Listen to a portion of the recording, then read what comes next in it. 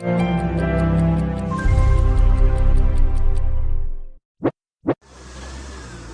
Gaza's Khan Yunis, a bulldozer clears the rubble of a house hit by an airstrike.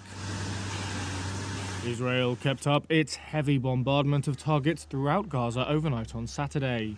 That's after Prime Minister Benjamin Netanyahu vowed to fight until victory, following the release of the first 2 hostages held by Gaza's ruling Hamas group.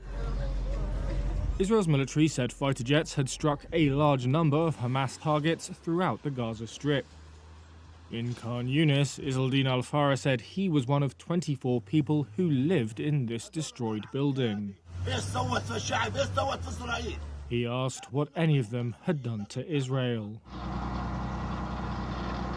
The Israeli military reported a fresh salvo of attacks from Gaza against southern Israeli border communities before dawn, and later sirens sounding in the port city of Ashdod to the north of the Palestinian enclave.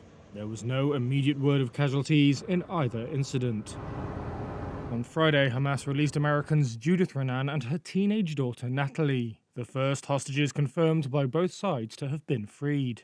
They were among 200 kidnapped in an October 7th cross-border attack by Hamas militants, in which 1,400 people, mainly civilians, were killed. It was the deadliest single attack on Israelis since the country's founding 75 years ago.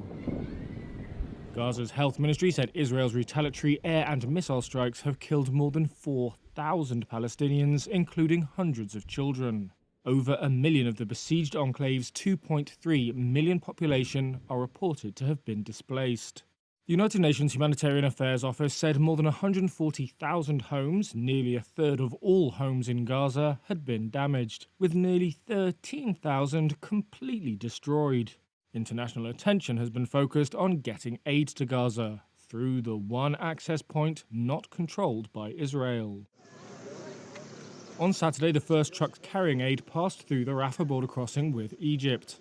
The UN said the 20-truck convoy included life-saving supplies that would be received by the Palestinian Red Crescent. Hamas said the delivery, which follows days of diplomatic wrangling, included medicine and limited amounts of food.